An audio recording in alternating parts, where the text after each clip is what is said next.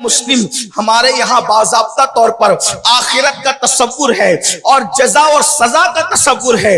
آئیے اگر ہم گناہ کے حوالے سے یہ سوچتے ہیں میرا کون کیا کرے گا، تو یاد رکھنا اللہ کے رسول صلی اللہ علیہ وآلہ وسلم فرماتے ہیں اگر تم نے کسی کی دیوار کی مٹی بھی خرچ کر اپنے ناخن میں لی ہوگی، توجہ کریں جرم کے حوالے سے ذرا تصور تو کریں، میرے کریم آقا غیب دا نبی صلی اللہ علیہ وآلہ وسلم فرماتے ہیں اگر تم نے کسی کی دیوار کی مٹی اپنے ناخن کے اندر کھرچی ہوگی ناخن سے، اور تمہارے ناخن میں جو مٹی آئی ہوگی، اللہ پاک قیامت کے دن اس مٹی کے بارے میں بھی تم سے سوال فرمائے گا، اللہ پاک اس مٹی کے بارے میں بھی تم سے پوچھے گا۔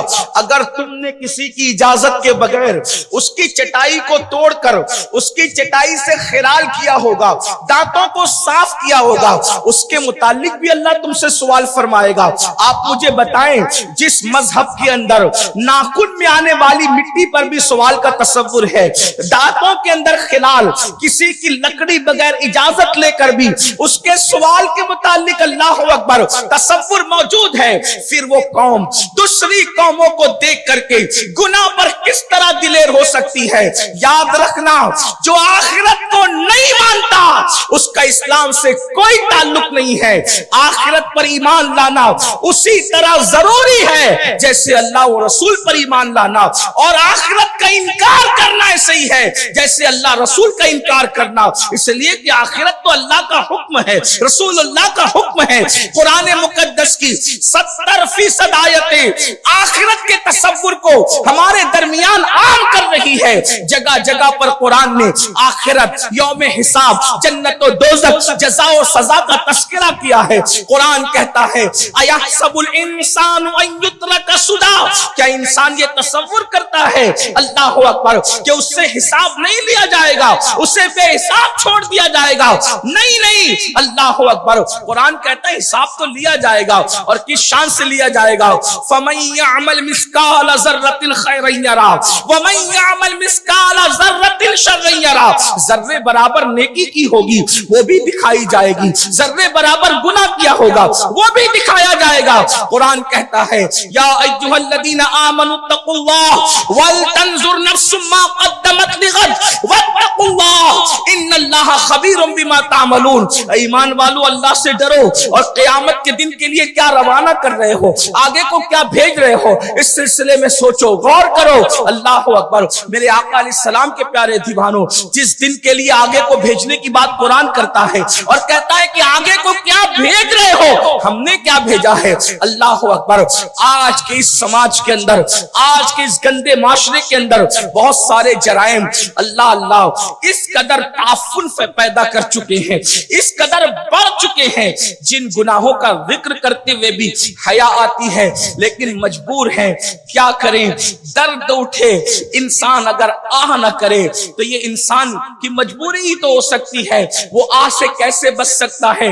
جس کے جسم میں درد ہے اسی طریقے سے ہمیں کوئی شوق نہیں ان گناہوں کے ذکر کا، لیکن مجبور ہیں۔ اس لیے آپ سے عرض کرتے ہیں جو گناہ بہت زیادہ سماج کے اندر عام ہوتے جا رہے ہیں، ان گناہوں کے اندر جس گناہ کا تذکرہ آج خاص طور پر 2 یا 3 گناہوں کا تذکرہ قبلہ امیر محترم کی آمد سے پہلے تک ہو سکتا ہے، ہم آپ کے سامنے کریں گے۔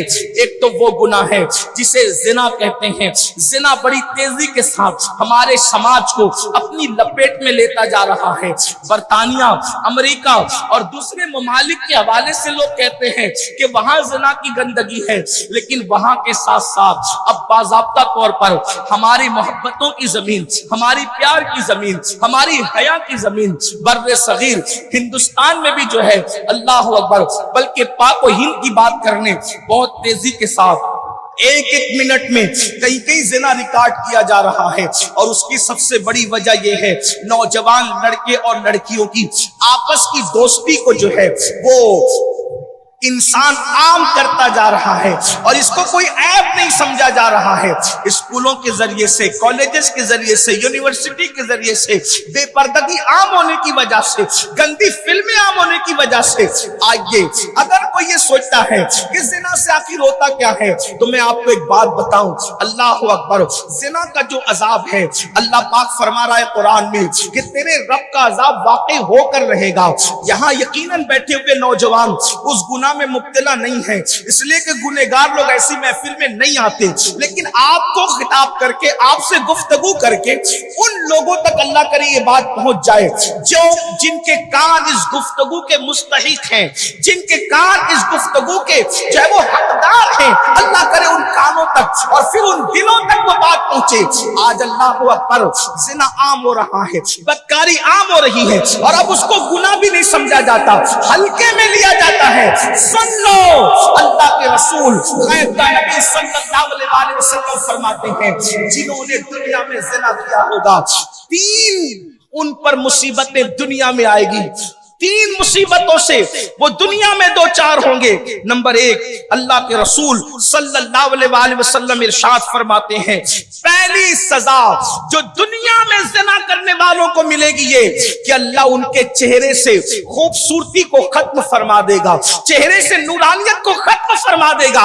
आज कॉस्मेटिक आइटम पूरी दुनिया के अंदर सबसे ज्यादा फरोख्त होते हैं।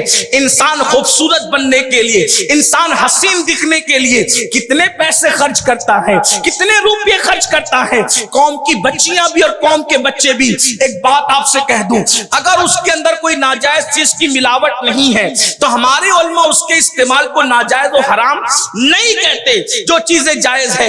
लेकिन इतना जरूर कहता हूं कि गुनाह करके, जिना करके, बदकारी करके, कॉस्मेटिक आइटम के जरिए से चेहरों को चमकाने का ख्वाब देखने वालों, सुन लो, जिस चेहरे से खुदा नूरानियत और खूबसूरती छीन ले, दुनिया की कोई ताकत, दुनिया का कोई क्रीम, दुनिया का कोई चीज उसके अंदर खूबसूरती पैदा नहीं कर सकती। अच्छी तरह याद रखना, रात का ज़िना करके सुबह को खूबसूरती का ख्वाब देखने वालों, ये खाम ख्याली है। घंटे 2 घंटे अपने चेहरों को कॉस्मेटिक आइटम के जरिए से तो चमका सकते हो, लेकिन वल्लाह जिस ज़िना की तरफ और गुनाह की तरफ कौम की जवान नस्ल जा रही है, ये वो गुनाह है। अल्लाह के रसूल अलैहिस्सलाम फरमाते हैं, जब ज़िना करने वाले क़यामत के दिन मैदाने महशर में लाए जाएंगे तो उनके चेहरे पर जहन्नम की आग रख करके भड़काई जाएगी, उनके चेहरों पर जहन्नम की आग चेहरों पे रख करके भड़काई जाएगी। जरा गौर तो करो, सोचो तो सही, ये किसी मौलवी साहब का कॉल नहीं, किसी सियासी लीडर की बात नहीं, ये उस नबी का फरमान है जिसके बारे में मेरा इमाम कहता है, वो ज़बान जिसको सब कुन की कुंजी कहे, उसकी नाफिज हुकूमत पे लाखों सलाम। वो दहन जिसकी हर बात वही खुदा, चश्मे इल्म और हिकमत पे लाखों सलाम। अपने चेहरों से मोहब्बत करने वालों, अपने चेहरों से प्यार करने वालों, जरा तसव्वुर तो करो, अल्लाह अकबर, 1 से 1.5 मिनट की लज्जत के लिए, 2 मिनट की लज्जत के लिए, अल्लाह अकबर, मेरे और तुम्हारे नबी फरमा रहे हैं, गैब दा रसूल फरमा रहे हैं, जानियों के चेहरों पर जहन्नम की आग भड़काई जाएगी। इसी पर बस नहीं, अपने चेहरों को कॉस्मेटिक आइटम मल करके खूबसूरत बनाने वालों, अरे नादान, गुनाह छोड़ दे, खुदा की खशियत से लरसना शुरू कर दे, अल्लाह के खौफ से आंसू बहाना शुरू कर दे। इंशाअल्लाह जब तक जमीन पे रहेगा तो भी तेरा चेहरा चमकेगा, जनाजे में रहेगा तो भी तेरा चमकेगा, कब्र में जाएगा तो भी तेरा चेहरा चमकेगा, और जब क़यामत के दिन उठेगा तो तेरा चेहरा 14वीं रात के चांद की तरह चमकेगा।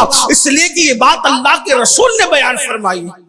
जो अल्लाह की खशियत से रोते हैं, गुनाह से बचते हैं, क़यामत के दिन उनके चेहरे 14वीं रात की चांद की तरह चमकेंगे। लोग कहेंगे ये कौन नबी है, ये कौन नबी है, कौन शहीद है, कौन वली है जिसका चेहरा 14वीं रात की चांद की तरह चमक रहा है। تو جواب دیا جائے گا نہ نبی ہے نہ شہید ہے نہ ولی ہے، یہ وہ مسلمان ہے جو تنہائی میں اس لیے گناہ سے بچتے تھے کہ اللہ دیکھ رہا ہے، اس تصور سے بچتے تھے کہ اللہ دیکھ رہا ہے۔ تو زنا کا پہلا عذاب جو دنیا میں آتا ہے، چہرے کی رونق اور خوبصورتی جاتی۔ دیکھ لیجئے، ہر ایک کو دیکھ کر کے آپ اپنے عقل کا گھوڑا مت دوڑانا، لیکن کہتا ہوں دیکھ کر کے فرق نہیں کر سکتے کہ مسلم ہے کہ غیر مسلم۔ چہروں پہ ہوائیاں اڑ رہی ہے، ہوائیاں۔ کل تک مسلمانوں کے چہرے اتنے خوبصورت تھے، اللہ کی خشیت کی وجہ سے، خوف کی وجہ۔ اور دیکھنا، جو لوگ عمر ڈھلتی ہے تو چہرے کا حسن ختم ہوتا ہے، لیکن اللہ والوں کی جیسے جیسے عمر بڑھتی جاتی ہے چہرے پر شباب آتا جاتا ہے۔ کیا آپ نے حضور تاج الشریعہ کو آخری عمر میں نہیں دیکھا؟ کیا آپ نے حضور اشرف العلماء کو آخری عمر میں نہیں دیکھا؟ سبحان اللہ، سبحان اللہ۔ کیا آپ نے حضور سرکار کلا کو آخری عمر میں نہیں دیکھا؟ کہ آپ اس وقت اپنے موجودہ بزرگوں کو جن کی داڑیاں سفید ہو گئی ہے، آپ ان کی سیاہ داڑھی کے وقت کے چہروں کو دیکھیں اور اس وقت ان کے چہروں کو دیکھیں تو آپ کو پتا چلے گا داڑھی کی سیاہی سفیدی میں تبدیل ہو رہی ہے، لیکن چہرے پہ انوار بڑھتے جا رہے ہیں۔ یہ سارے تو بزرگوں کا ہی ہے، اگر ان کو نہیں دیکھا کم سے کم اپنے امیر کا چہرہ دیکھیں۔ سبحان اللہ، سبحان اللہ، نعرہ تکبیر، نعرہ رسالت، امیر سنی دعوت اسلامی۔ ان علماء کرام کا چہرہ دیکھو، عمر بڑھتی ہے تو چہرے پر جھریاں آتی ہے، لیکن جو لوگ اللہ سے ڈر کے گناہ سے بچتے ہیں، جیسے جیسے عمر ڈھلتی چلی جاتی ہے چہرے پر شباب آتا چلا جاتا ہے۔ یہ گناہ سے بچنے کی برکت ہے۔ اس لیے میں اپنی قوم کے جوانوں سے کہتا ہوں، اللہ کے بندوں، کوئی کچھ کرے نہ کرے اللہ دیکھ رہا ہے۔ ان اللہ کان علیکم رقیبا، بے شک اللہ تم پر کڑی نگرانی فرما رہا ہے۔ اور دوسری عذاب اللہ کے رسول علیہ السلام فرماتے، اللہ اس کی روزی کو کاٹ دیتا ہے، اس کی روزی میں کٹوتی کر دیتا ہے، اس کی روزی کو گھٹا دیتا ہے۔ اللہ اکبر۔ میرے پیارے آقا علیہ الصلوۃ والتسلیم کے پیارے دیوانوں، اور تیسری چیز میرے آقا علیہ السلام فرماتے ہیں اس کی عمر بھی گھٹا دی جاتی ہے، اس کی عمر بھی کم کر دی جاتی ہے۔ آج ہر بندہ چاہتا ہے زیادہ جیوں، آج ہر بندہ چاہتا ہے روزی ہو، ہر بندہ کسی نہ کسی تعویذ لکھنے والے کے دروازے پر ہے۔ میں تعویذ لکھنے کا یا دینے کا مخالف نہیں ہوں، لیکن ایک بات آپ سے کہتا ہوں، راتوں کو پاپ کی اڈے آباد کرو گے، راتوں کو زنا کی اڈے آباد کرو گے، راتوں کو جرائم کی اڈے آباد کرو گے، اور اللہ زنا کی وجہ سے تمہاری روزی اٹھا لے، تو میں مذاق کے طور پہ نہیں کہہ رہا ہوں، صرف جملے کے حوالے سے کہہ رہا ہوں، جس کی روزی اللہ اٹھائے، ملا کا تعویذ اس کی روزی میں برکت کیسے پیدا کر سکتا ہے؟ یاد رکھنا، میں ملا مذاق اڑانے کے لیے نہیں کہہ رہا ہوں۔ اگر آپ صدیوں پیچھے جائیں گے تو ملا اس شخصیت کو کہتے تھے جو علم کے اعتبار سے اپنے دور میں سب سے نمایاں اور امتیازی شان رکھتے تھے، جیسے حضرت ملا علی قاری رحمت اللہ تعالی علیہ۔ اس طریقے سے اور بھی لوگ ہیں۔ اتنی بات ضرور کہوں گا، جس کی روزی اللہ اٹھا لے، ملا کا تعویذ اس میں برکت پیدا نہیں کر سکتا۔ اس لیے مسلمانوں، اگر الٹی گنتی شروع ہوئی ہے تو کبھی سوچا بھی ہوتا کہیں ہم نے زنا تو نہیں کیا، کہیں ہم نے برائی تو نہیں کی۔ آئیے ایک بات آپ کو کہتا ہوں، تھوڑا سا ایک روایت پڑھ دوں، اس کے بعد آگے چلتے ہیں۔ غور سے سننا اور اپنے آپ کے حال پر رحم کرنے کی کوشش کرنا۔ نہیں کسی پہ رحم کرتے، کم سے کم اپنے آپ پر رحم کرو۔ فقی ابو اللہ سمرقندی رحمت اللہ تعالی علیہ ایک طویل حدیث لکھتے ہیں، جس کو اختصار کے ساتھ میں پیش کر رہا ہوں۔ ہر بندہ سوچے، دراصل لوگ تقریر سنتے تو یہ سوچتے نصیحت تو کسی اور کو ہو رہی ہے، مولانا کسی اور سے مخاطب ہے۔ یاد رکھنا، یہ بات تقریر اور وعظ و نصیحت کے اصول میں سے ہے۔ وائز اپنے آپ کو بھی اللہ کی عدالت میں کھڑا رکھے اور اپنی قوم کو بھی اللہ کی عدالت میں کھڑا رکھے، اور ہر بندہ سوچے یہ خطاب صرف مجھ سے ہے اور مجھے سے ہے، مجھے کو عمل کرنا اس پر، بس اور کچھ نہیں۔ اب تک یہی ہے، ہم کہتے ہیں تو سدھر، وہ کہتا ہے تو سدھر، وہ کہتا ہے تو سدھر، یہ تو میں سارا نقصان ہو رہا ہے۔ قرآن کہتا ہے یا ایھا الذین آمنوا علیکم انفسکم، اے ایمان والو اپنے آپ کی پہلے فکر کرو، پہلے اپنی فکر کرو۔ ہم سے خطاب ہے، اللہ کے رسول غیب دا نبی، آخری نبی کا فرمان سنو اور لرز جاؤ، اپنے آپ پر رحم کرو۔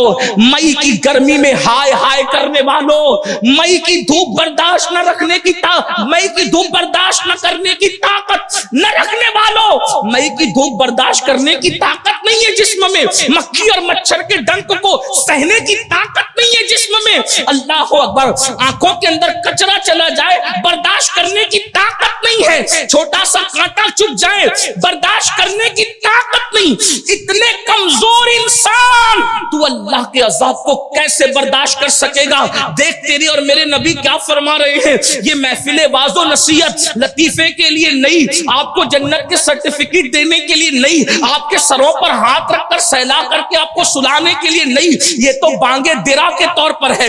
یہ گھنٹی بج رہی ہے، سونے والوں جاگتے رہیو، سونے والوں جاگتے رہیو۔ میرے امام نے کہا تھا سونا جنگل، رات اندھیری، چھائی بدلی کالی ہے، سونے والوں جاگتے رہیو، چوروں کی رکھوالی ہے، آنکھ سے کاجل سانپ چرا لے یا وہ چور بلا کے ہے، تیری گٹری ٹاکی ہے اور تو نے نیند نکالی ہے، سونا بن ہے، سونا پاس ہے، سونا زہر ہے، اٹھ پیارے، تو کہتا ہے نیند میٹھی، تیری متھی نرالی ہے۔ اللہ اکبر، یہ جو چور ہے نا، چور یہ صرف بدعقیدے نہیں ہے، بدعقیدوں کے ساتھ اپنا نفس بھی بدترین دشمن ہے۔ کہتے ہیں رضا نفس دشمن ہے، دم میں نہ آنا۔ کہاں تم نے دیکھے ہیں چندرانے والے جو سب سے بچ جاتا ہے؟ نفس سے بچنا مشکل ہوتا ہے، نفس سب سے بڑا دشمن ہے۔ رمضان شریف میں شیطان تو قید میں چلا جاتا ہے لیکن نفس قید میں نہیں جاتا۔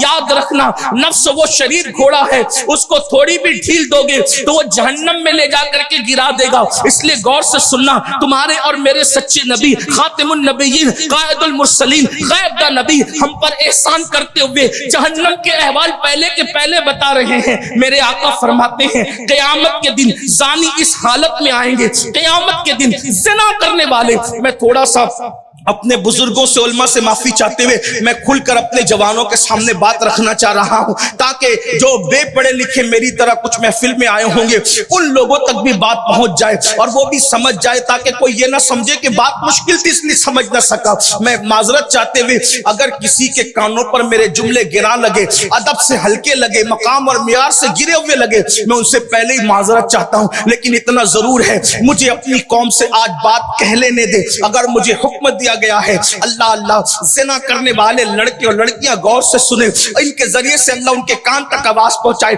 میرے اور آپ کے آقا فرماتے ہیں قیامت کے دن زنا کرنے والے اس حال میں آئیں گے کہ ان کے چہرے پر جہنم کی آگ بھڑک رہی ہوگی اور ان کی اپنی شرمگاہ سے اتنی گندی اور خطرناک بدبو آ رہی ہوگی کہ اس بدبو سے پورا محشر ان کو پہچانے گا کہ یہ زانی ہے، زانی۔ ہنسنے کی بات نہیں، صرف سمجھانے کے لیے ایک بات کہوں، 5 لوگ محفل میں بیٹھے اور اگر کسی کی گیس نکل جائے اور اس میں بدبو ہو تو اس وقت انسان کو کتنی شرم آتی ہے۔ ایک ریئل چیز کہہ رہا ہوں میں، کوئی ہنسنے ہنسانے کی بات۔ 5-7 لوگ بیٹھے ہو، پیٹ کی ہوا نکل جائے اور اس میں بدبو ہو تو آدمی کو کتنی شرم آتی ہے۔ جہاں صحابہ ہوں گے، اولیاء ہوں گے، انبیاء ہوں گے، وہاں زانیوں کی شرمگاہ کی بدبو میدان محشر والوں کے دماغ کو چاٹے گی، بے چین کرے گی، اور لوگ ان کی شرمگاہوں کی بدبو کو دیکھ کر پہچانیں گے کہ یہ زانی ہے، زانی۔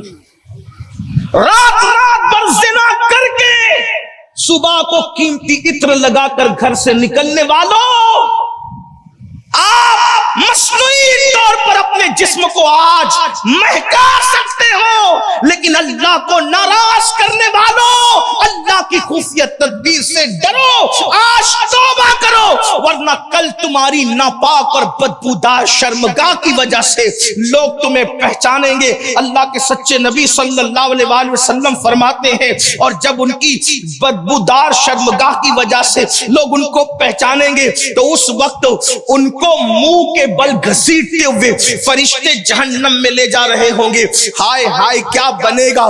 2-2 منٹ کی لذتوں کی خاطر میرے اللہ کو ناراض کرنے والوں, کیا اللہ نے نکاح کا تصور نہیں دیا؟ کیا اللہ نے نکاح کی اجازت نہیں دی؟ ارے نادان, کوئی نیکی ایسی ہے جو ایک نبی نے کی, دوسرے نبی نے نہیں کی, تیسرے نبی نے کی, چوتھے نبی نے نہیں کی. بہت ساری نیکیاں ایسی ہیں, بہت سارے ایسے کام ہیں جن کو ہم نیکی کہتے ہیں لیکن ایک نبی نے کی, دوسرے نبی نے نہیں کی. ان کے زمانے میں ایسے حالات نہیں تھے. اس طریقے سے آپ دیکھتے چلے جائیں, بہت سارے نبی شہید ہوئے, دوسرا نبی شہید نہیں ہوا. اسی طریقے سے اور دیکھیں, کسی نبی نے ہجرت کی, دوسرے نبی نے ہجرت نہیں کی. کسی نبی نے بیوی کے ساتھ ہجرت کی, کسی نبی نے بغیر بیوی کے ہجرت کی, کسی نبی نے بیوی بچوں کے ساتھ ہجرت کی, کسی نبی نے یوں ہی اکیلے ہجرت کی. یعنی نیکیوں کے اندر ایسا ہوا ہے. لیکن نکاح ایسی عبادت اور نیکی ہے ہر نبی نے کی ہے. کوئی نبی کا دامن نکاح سے خالی نہیں ہے سوائے ایک نبی حضرت عیسیٰ علیہ السلام کے.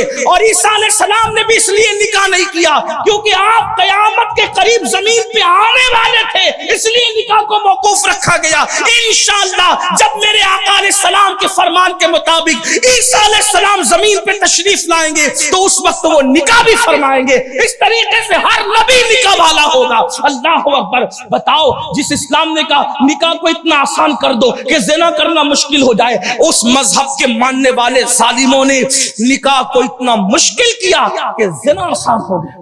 زنا پھیل گیا, زنا کی بدبو پھیل گئی. ہمارے بزرگوں نے لکھا نکاح اتنا آسان تھا قرون اولیٰ میں کہ اگر کسی کی ایک بیوی مر جاتی تو اس کا جنازہ اٹھنے سے پہلے اگر وہ دوسرا نکاح کرنا چاہے, کسی نے کیا نہیں, اگر کرنا چاہیں تو کر سکتا تھا. اتنا آسان تھا نکاح, اتنا آسان تھا نکاح. بیواؤں کا نکاح بھی آسان تھا. آج کل تو حال یہ شرافت کی علامت یہ ہے کہ میں 24 سال میں بیوہ ہو گئی تو دوسرا نکاح نہیں کروں گی, میں سب سے زیادہ شریف. پھر بعد میں چاہے اور افواہیں گھومتی رہے اور معاملات ہوتے رہے, میں کچھ نہیں کہتا اس پر.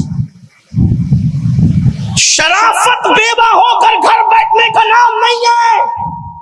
اسماء بنت عمیس سے بڑھ کر کے اس دور میں کون شریف خاتون ہو سکتی ہے؟ حضرت اسماء کا پہلا نکاح حضرت جعفر طیار کے ساتھ ہوا. حضرت جعفر کی شہادت ہوئی, وہ نہیں رکی, انہوں نے سیدنا صدیق اکبر کے ساتھ نکاح کیا. صدیق اکبر کا وصال ہوا. اسماء بنت عمیس کا تیسرا نکاح 2 بار بیوہ ہونے کے بعد مولا کائنات مشکل کشا سیدنا علی مرتضیٰ سے ہوا. میں حضرت اسماء کی جوتیوں پہ اپنا دل رکھ کے قربان ہونا چاہتا ہوں. کتنے بڑے بڑوں کی بیوی بنی. ایک تو حضرت جعفر طیار کی بیوی بنی, جب بیوہ ہوئی تو صدیق اکبر افضل البشر بعد الانبیاء بھی تحقیق ان کی بیوی, پھر ان کے وصال کے بعد مولا کائنات کی بیوی بنی, اور اس کے بعد مولا مشکل کشا کرم اللہ تعالی وجہ الکریم کے ساتھ رہی. خود اماں خدیجۃ الکبریٰ 2 بار بیوہ ہو کر تیسرا مرتبہ نکاح حضور علیہ السلام کے ساتھ ہوا. بیوہ ہو کر نکاح نہ کرنا یہ تقویٰ نہیں ہے, بلکہ کوشش کرو اپنی بیوہ خواتین کا نکاح کرنے کی. اور آپ سے تو میں یہ بات کہنا چاہتا ہوں, بھیونڈی والوں, بیواؤں سے نکاح کرنے میں شرم مت کرو. بیواؤں سے نکاح کرو, نہیں کر سکتے کمانیوں سے کرو, زنا مت کرو. ایک تقریر میں نے لوگوں کو کہا زنا مت کرو, 2-2, 3-3, 4-4 بیویاں کرو. کچھ لوگ مجھ سے جھگڑنے لگ گئے کہ تو یہ لوگوں کو بگاڑنے نکلا ہے. میں نے کہا میرے جملے پہ تو غور کرو, میں مولانا لوگ کو تھوڑی بول رہا ہوں, میں تو ان کو بول رہا ہوں یار تو ایک بیوی پہ تیرا جی نہیں بھرتا پھر بھی تو زنا کرنے جاتا ہے, تو زنا مت کر, نکاح کر. 2 رکھ کر بھی تیرا دل نہیں بھرتا تو 2 پہ زنا مت کر, نکاح کر. تیسری پر بھی تیرا جی نہیں بھرتا تو زنا مت کر, 4تھا نکاح کر. لوگ کہتے ہیں کیسے ظالم لوگ ہیں, 3-3, 4-4 نکاح کی بات کرتے ہیں. میں نے کہا تمہیں پتہ ہی نہیں میرے اسلام کا حسن. اسلام سے پہلے لوگ 100 بیویاں رکھتے تھے, 99 رکھتے تھے, 80 رکھتے تھے, 70 رکھتے تھے, 75 رکھتے تھے, 300 رکھتے تھے. جب اسلام آیا تو اسلام نے سینکڑوں لا تعداد کا تصور ختم کیا. لوگ بھونکتے, اسلام نے کہا 4 اسلام نے کیا کہا, تجھے کیا خبر. اسلام کے حسن کی انتہا تک تو بڑے بڑے محققین کی رسائی نہیں ہو سکی. کھڑے ہو کر استنجا کرنے والے کیا جانے اسلام کی خوبصورتی کو. کیا بکتے ہو؟ چار اسلام نے چار نہیں دی. اسلام جس ماحول میں آیا یعنی پیغمبر اسلام کا قانون وہ پس منظر دیکھو. کوئی تعداد نہیں تھی عرب میں. کسی کی 300 ہے, کسی کی 100 ہے, کسی کی 500 ہے. خود جو کھڑے ہو کر استنجا کرتے ان کے یہاں 3300 ہے. اگر نام لے تو پھر دکھ ہوتا ہے لوگوں کو. لیکن ایک بات کہو, اسلام نے کیا کیا؟ یہ اسلام کا حسن ہے. اسلام نے کہا فَانكِحُوا مَا طَابَ لَكُم مِّنَ النِّسَاءِ مَثْنَىٰ وَثُلَاثَ وَرُبَاعَ فَإِنْ خِفْتُمْ أَلَّا تَعْدِلُوا فَوَاحِدَةً. اسلام نے کہا جو تمہیں پسند آئے ان عورتوں سے نکاح کرو. اے اللہ, جو جدھر نظر اٹھے ادھر ہی بھاگ جائے, ادھر بھاگ جائے. نہیں, جو پسند آئے ان سے نکاح کرو. کتنی؟ مثنا 2 ثلاثہ 3 رباع 4. پھر اس کے بعد اجازت دی اور قید لگائی اللہ تعدلوا فواحدہ. اور ان کے درمیان انصاف نہیں کر سکتے تو ایک ہی پہ اکتفا کرو. اے اسلام, یہ تیرا احسان ہے کہ 500 300 کرنے والوں کو تو نے 4 پہ لا کے کھڑا کر دیا. اسلام کا احسان ہے عورتوں پر. اسلام نے 4 پہ لا کے کھڑا کیا ہے. لیکن آپ سے کہتا ہوں, اگر زنا کو روکنا ہے نکاح کو عام کرنا پڑے گا. اور یہ بات بھی میں کسی خوف کے بغیر کہتا ہوں, اگر ایک بیوی کے بعد زنا سے نہیں رکتے, مجھے ان ظالم ماں باپ بھائیوں پر بھی افسوس ہے. مجھے یہ خیال بھی ہے بھیونڈی والے اس کے بعد نہ بلانا چاہے تو شوق سے نہ بلائے. نہ مجھے کہیں جانے کا شوق ہے اور نہ کسی کے بلانے کا میں منتظر ہوں, اس لیے کہ مجھے ایک ہی جگہ جانے کا شوق ہے بس, اور وہیں رہ جانے کا شوق ہے. وہ میرے محبوب کا آستانہ, میری منزل ہے ان کا آستانہ. مسلسل ایک سفر ہے اور میں ہوں, وہاں جانے کا شوق ہے, وہی رہ جانے کا شوق. ایک بات آپ سے کہوں بھیونڈی والوں, اگر بچہ زنا کرتے پکڑائے پورا سماج اس کی حمایت میں کھڑا رہتا ہے. باپ بھی, بھائی بھی, بہن بھی, ماموں بھی, سسرال والے بھی. زنا کرتے پکڑائے گا سب کھڑے رہیں گے. لیکن اگر اس نے زنا سے بچنے کے لیے دوسرا یا تیسرا نکاح کر لیا تو ماں کہتی تیرے سے میرا کوئی تعلق نہیں, باپ کہتا میرا تیرے سے کوئی تعلق نہیں. کتنا ظالم معاشرہ ہے. زنا کو صرف نکاح کی وجہ سے کنٹرول کیا جا سکتا ہے. میں ان کو نہیں, ایک بیچارے ناکھاں ایک بار ایک پروگرام میں میرے ساتھ ہو گئے, وہ لائیو پروگرام میں, کہا حضرت آپ کی سب بات اچھی ہے, آپ یہ دوسری نکاح کی بات اچھی نہیں کرتے. میں کہا ناکھاں صاحب آپ کو نہیں کہہ رہا ہوں, وہ جو ادھر ادھر منہ مارتے پھر رہے ان سے کہہ رہا ہوں کہ زنا مت کرو, نکاح کرو. میری بات تو سمجھو, میں بات جو کہنا چاہتا ہوں, اگر یہ بات تھی کہ میں ہر ایک کو کہتا تو میں ہی نہ کر لیتا پہلے. بات یہ کہہ رہا ہوں کہ ایک روٹی سے جس کا پیٹ نہیں بھرتا اور گھر میں ایک ہی روٹی ہے, وہ دوسری کھلا کے کھا رہا ہے, چھین کے کھا رہا ہے, کسی کی روٹی پہ نظر ڈال رہے تو اس کو کہا جاتا ہے بھیا ایک پہ تیرا پیٹ نہیں بھرتا, دوسری کھا لے مگر چوری نہ کر, کسی کی روٹی پہ نظر نہ ڈال. یہ اسلام کا تصور ہے میرے بھائی, آپ سمجھتے کیا ہو؟ اس لیے میری گزارش ہے نوجوانوں, زنا کرنے والا بزدل ہے اور زنا سے بچنے کی نیت سے نکاح کرنے والا بزدل نہیں بلکہ بہادر ہے. آج آپ کے ساتھ ہم کھڑے ہیں, کل قیامت میں تمہارے ساتھ رسول اللہ کھڑے ہیں. جو گناہ سے بچنے کی نیت سے نکاح کو عام کرو اور دوسروں کو تصور دو, اور یاد رکھنا ظالم معاشرے کا گلا گھونٹ دو اور بتا دو ہم لوگوں کی رضا کے قائل نہیں ہیں بلکہ ہم تو یار کی خوشی چاہتے ہیں. واللہ ورسولہ احق ان یرضوا. تو بات دور نکل گئی. زنا پہ کنٹرول کے کئی طریقے. نمبر 1, اگر اللہ نے نوازا ہے نکاح کرو. اور خواتین سے کہتا ہوں کہ میرے جانے کے بعد میرے ایک دوست نے کہا بھیا جس دن سے آپ انٹرنیٹ پر آئے ہیں ہر روز میاں بیوی بیٹھ کے ساتھ میں بیان سنتے تھے, دوسرے نکاح کی فضیلت کیا بیان کی. بابی نے کہا ان کو نہیں لگانا. میں کہا بابی نہیں سنتی تو میں نے کیا کرنا, نہ لگانا تو نہ لگانا. میرا عادت تو یہ ہے جو پیا کو بھائے اختر وہ سہانا راگ ہے, جس سے ناخوش ہے پیا وہ راگنی اچھی نہیں. بھابھی اس پہ شامل ہی نہیں ہے, اس کو اچھی لگے کہ بری لگے, میرے یار کو اچھی لگے, بس میں نے وہی بات کہی. 2-3 ہفتے کے بعد پھر اس کے بعد خبر آئی کہ وہ سنتی ہو گئی. میں نے کہا کیوں سنتی ہو گئی؟ تو پھر وہ بڑا حادثہ آیا اور پھر سہیلیوں کا جو حادثہ ٹکرایا اور اس کے بعد میری بات سمجھ میں تب پتا چلا کہ شوہر زانی کہلائے اس سے بہتر ہے کہ شوہر 2-3 بیویوں کا شوہر کہلائے. یہ بات آج کل ہمیں تانا دیا جا رہا ہے اگر مسلمانوں کے ساتھ نکاح کرو گے تو سوکن کا صدمہ سہنا پڑے گا. میں نے کہا سوکن کا صدمہ نہیں ہے. یہ ضرور ہے کہ بیوی فخر سے کہے گی میرا شوہر زنا کے اڈے پہ نہیں پڑا ہوا ہے, میرا شوہر میری طرح کسی دوسری بیوی کے بستر پہ موجود. ہاں ہاں یہ بات ہے. میں لوگوں کو ایک بات کہتا ہوں, دیکھو انڈیا میں ہے کہ نہیں ہے یہ آپ کی ذمہ ہے, لیکن برا مت ماننا انڈیا والوں, گوگل پہ سرچ کرنا. ہمارے مسلمان کے اندر, ایمان والوں کے اندر ایک بیوی ایک شوہر کی 4 بیویاں آپ کو ملے گی, لیکن ہمارے مذہب میں ایک بیوی کے 5 شوہر نہیں ملیں گے. اب یہ 5 شوہر ایک بیوی کے کہاں, یہ آپ کو گوگل پہ سرچ کرنا پڑے گا. کس ملک میں ڈھونڈنا آپ کو ہے, افریقہ میں, یورپ میں, امریکہ میں, کہاں, یہ آپ کی ذمہ داری ہے. میں نہیں بتا پاؤں گا اس کو اس وقت آپ کو. تو میں نے سوچا وہ لوگ ہمیں سکھائیں گے دوسری نہ کرو تیسری نہ کرو, جو ایک ایک بیوی کے ساتھ 5 بھائی رہ چکے وہ ہمیں سکھائیں گے. اس میں کیا عیب ہے؟ میں نے کہا عیب یہ ہے کہ ہم عورت کو سمجھتے تالے کی طرح. بات سمجھ آتی ہے؟ عورت کیا ہے بولے, تالے کی طرح. تالا نہیں ہے, تالے کی طرح. اور شوہر کو سمجھتے چابی کی طرح. جو تالا ہر چابی سے کھل جاتا ہے وہ تالا معتبر نہیں رہتا, اٹھا کر پھینک دیا جاتا ہے کہ نہیں؟ بات سمجھ میں نہیں آئی؟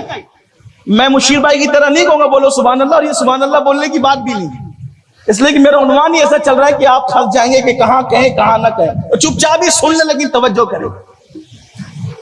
اگر تالا ایک ہر چابی سے کھل جائے تو وہ تالا غیر معتبر ہوتا ہے. بات سمجھ میں آتی ہے؟ رکھا جائے گا کتنا بھی خوبصورت ہے, اٹھا کے کباڑ خانے میں بھنگار میں پھینک دیا جائے گا. یہی تو ہے, تالا ہر چابی سے کھلے معتبر نہیں رہتا. لیکن اگر ایک چابی کئی تالوں کو کھول دے تو اس چابی کی قیمت بڑھ جاتی ہے. پھر اس کو کی نہیں کہا جاتا بلکہ اس کو ماسٹر کی کہا جاتا ہے. تو ہمارے یہاں مرد چابی کی طرح ہے جو کئی تالے کھول لیتا ہے, اور عورت تالے کی طرح ہے جو ایک ہی چابی سے کھلتی ہے, کئی چابیوں سے نہیں کھلا. یہ ہمارے تصور, کیونکہ ہماری عورت بہت مقدس ہے.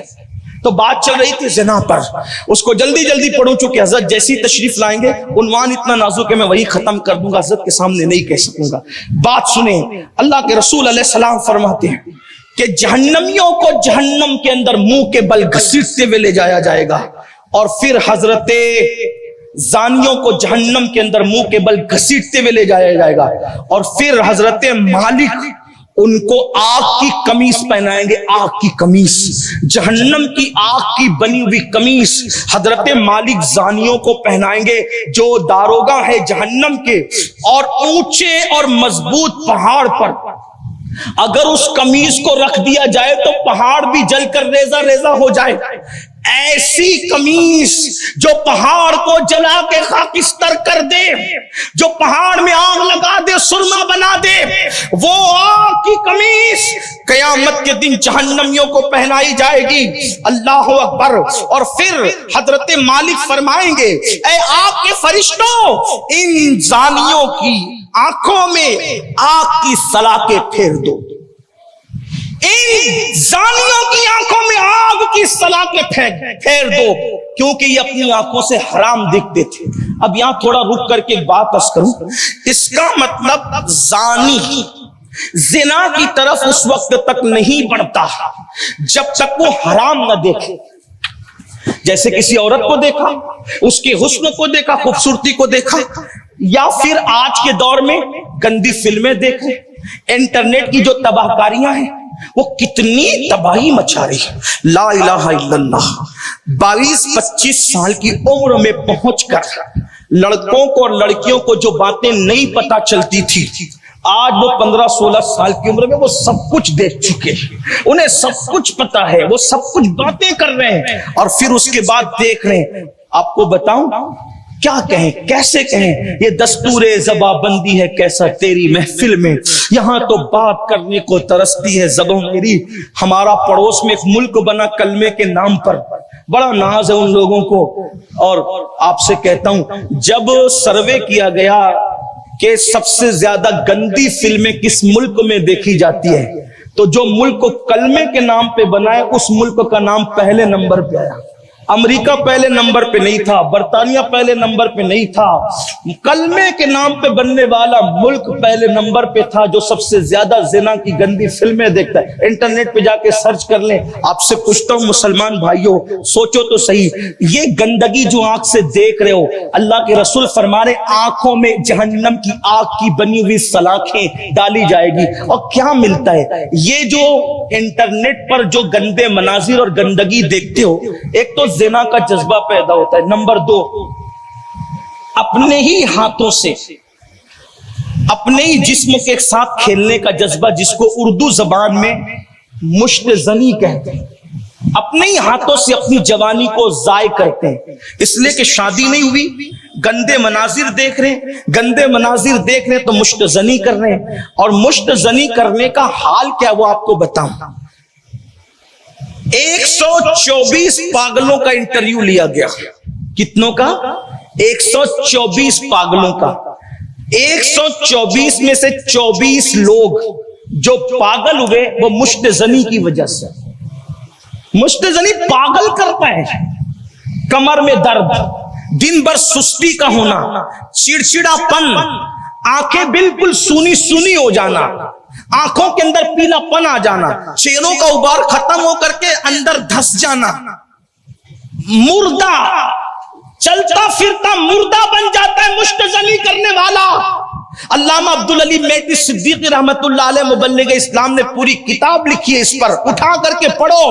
اپنی جوانی کی طاقت کو غسل خانوں میں ضائع مت کرو، بیت الخلاء میں ضائع مت کرو، انٹرنیٹ کی گندگی دیکھ دیکھ کر ضائع مت کرو۔ ایک تو یہ جسمانی فزیکلی نقصان ہے، کیا آنکھوں کا نور گیا، چہرہ بالکل اداس ہو گیا، کمر کا درد، جسم کے درد، سستی، کائلی، کوئی کام کرنے کو جی نہ چاہنا، چڑچڑا پن ہونا، تنہائی پسند کرنا، شادی کی بات آئے تو خودکشی کی دھمکی دینا، مر جانے کی دھمکی دینا، 5 سال بعد شادی کریں گے، 2 سال بعد شادی کریں گے، 10 سال بعد شادی کریں گے۔ یاد رکھنا یہ تو دنیاوی نقصانات ہے۔ اللہ اکبر، جن کو یہ گندی عادت پڑ جاتی ہے پہلی دوسری مرتبہ میں تو بہت لطف لوگ پاتے ہیں، لیکن یاد رکھنا گناہ میں لذت تو ہے لیکن نقصان کتنا بڑا ہے۔ شیطان تنہائیوں میں تم پر غالب آتا ہے، لیکن اپنی قوم کے جوانوں میں تمہیں اللہ کا واسطہ دے کر کہتا ہوں، جب کسی کو یہ گناہ کرنے کی عادت پڑ جاتی ہے وہ بیوی کے قابل نہیں رہ جاتا، وہ مرد ہو کر مرد نہیں رہ جاتا، وہ لوگوں کے درمیان اٹھنے بیٹھنے کے قابل نہیں رہ جاتا،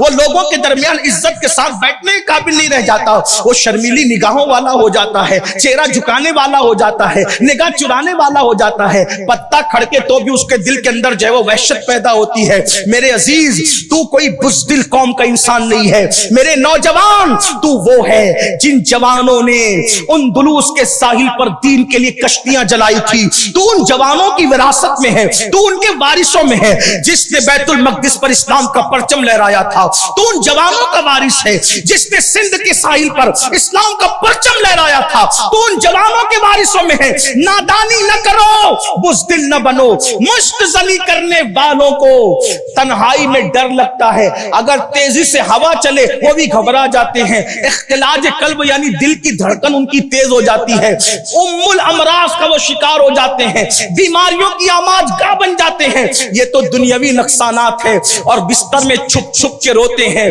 لمحوں کے گناہوں نے صدیوں کی سزا پائی۔ اللہ اکبر، زنا سے جتنا نقصان ہے اس سے زیادہ فزیکلی طور پر مشت زنی سے نقصان ہے، یعنی اپنے ہی ہاتھوں سے اپنے عضو کو رگڑ رگڑ کر کے اپنی جوانی کو ضائع کرتے ہو۔ اللہ اکبر۔ اب آئیے حدیث پاک میں اللہ اکبر اس کے عذاب کے متعلق سننے اللہ اللہ صحابی رسول بیان کرتے ہیں ایک پوری قوم کو اللہ نے زمین کے اندر دھسا دیا جو قوم مشت زنی کرتی تھی. یعنی یہ جو آپ انٹرنیٹ پر نابالغ محققین کو سنتے ہیں نا, ایسا کر سکتے ہیں ویسا کر سکتے ہیں, یہ اپنی عقل کے گھوڑے دوڑا لے نابالغ محققین. ہم لوگ کسی نابالغ محقق کے قائل نہیں ہے. ہمارے یہاں محقق کے علی الاطلاق شیخ عبداللہ محدث دہلوی کی تحقیق موجود ہے, علامہ ابن الجوزی کی تحقیق موجود ہے, امام اعظم کی تحقیق موجود ہے, امام شافعی کی تحقیق موجود ہے, امام مالک کی تحقیق موجود ہے, حضرت سیدنا امام احمد ابن حنبل کی تحقیق موجود ہے, غوث اعظم کی تحقیق موجود ہے. اور ہمارے یہاں 14ویں صدی میں امام اہل سنت اعلی حضرت امام احمد رضا کی تحقیقات موجود ہے, ہمارے بزرگوں کی تحقیقات موجود ہے. آج لوگ پتہ نہیں کہاں سے اٹھ کر آتے ہیں اور آنے کے بعد ناجائز چیزوں کو گھما پھرا کر کے اپنی طبیعت کے مطابق نوجوانوں کو اپنے فرقے سے جوڑنے کے لیے اور ان کو متاثر کرنے کے لیے ان کو سہولت دینے کے چکر میں ان کو گمراہی کے جب وہ اندھیرے میں ڈھکیلنے کی کوشش کرتے. سن لو, صحابی رسول کہتے ہیں کہ ایک قوم کو صرف اس لیے زمین میں دھسا دیا گیا کہ وہ اپنے ہاتھوں سے مشت زنی کرتی تھی. اللہ کے رسول علیہ السلام ارشاد فرماتے ہیں قیامت کے دن کچھ لوگ ایسے ہوں گے جن کے ہاتھ حاملہ ہوں گے, حاملہ یعنی ہاتھوں پر حمل کا اثر ہوگا. استغفر اللہ, اللہ پاک سب کی حفاظت فرمائے. صحابہ کرام عرض کرتے ہیں حضور ہاتھوں پہ حمل ہو, ہاتھوں پہ حمل کا اثر ہوگا. آقا فرماتے ہیں حضور کس کے؟ فرمایا جو اپنے ہاتھوں سے اپنے عضو کو شرم کو رگڑتے ہوں گے اور رگڑ کر کے اپنی جوانی کو ضائع کرتے ہوں گے, جب وہ قیامت کے دن اٹھیں گے تو ان کے ہاتھ حاملہ ہوں گے, حاملہ. اور پھر ایک روایت ہے قیامت کے دن جب ایک بندے کو لایا جائے گا تو اس حال میں وہ آئے گا. سن لیں اے میری قوم کے جوانوں, خدا کے لیے اپنے آپ پہ رحم کرو, دنیا اور آخرت کو تباہ نہ کرو, برباد نہ کرو. تم اپنی قوم کا بڑا قیمتی سرمایہ ہو. تمہارے درمیان ننگی فلمیں لا کر, تمہارے درمیان گندی فلمیں لا کر, تمہارے درمیان گندے مناظر لا کر تمہیں تباہ کیا جا رہا ہے, تمہیں برباد کیا جا رہا ہے. خدا کے لیے تم بربادی کے چکر میں نہ آؤ, اپنی نگاہوں میں تقدس پیدا کرو. آؤ آؤ, ایک شخص کو میدان محشر میں لایا جائے گا اور اس حالت میں لایا جائے گا جب وہ آئے گا تو اس وقت اس کے پاس کٹے ہوئے سر کے یعنی بغیر سر کے ہزاروں بچے ہوں گے اور کٹے ہوئے سر کے بچے کہیں گے انصاف انصاف انصاف, آج عدل کا دن ہے, آج انصاف کا دن ہے. قدرت کا منادی کہے گا کیا چاہتے ہو؟ تو وہ کٹے ہوئے بچے جو بغیر سر کے بچے ہوں گے کہیں گے کہ یہ وہ شخص ہے جس نے ہمیں نالیوں میں بہا دیا تھا, جس نے ہمیں غسل خانوں میں بہا دیا تھا. یعنی اپنی شرم کی جگہ کو مل مل کے اس نے اپنی جوانی کو, اپنے مادے کو جو ہے وہ ضائع کر دیا تھا. اسی کے اندر ہم موجود تھے, اس لیے کہ ایک قطرے کے اندر لاکھوں بچوں کی پیدائش کی صلاحیت ہوتی ہے. تو جس نے قطرہ ضائع کیا اسے لاکھوں بچوں کے قتل کا ذمہ دار ٹھہرایا جا سکتا ہے. اللہ اکبر. آپ غور کریں, اللہ کا عذاب برداشت کرنے کی طاقت ہے, قوت ہے. جب اللہ نے حلال ذرائع پیدا کیے ہیں تو کیوں حرام کے اندر ڈوبے ہو, کیوں گندی فلمیں دیکھتے ہو, کیوں انٹرنیٹ کی نوستوں میں ملوث ہو؟ اب بہت سے لوگ کہتے ہیں ہم نکلنا چاہتے ہیں, نکل نہیں پا رہے ہیں. بس ایک بات آپ سے کہتا ہوں, ہر گناہ سے نکلنے کا, بچنے کا سب سے خوبصورت ذریعہ یہ ہے جب بھی گناہ کرنے کو طبیعت چاہے تو یہ تصور کرنا اللہ دیکھ رہا ہے.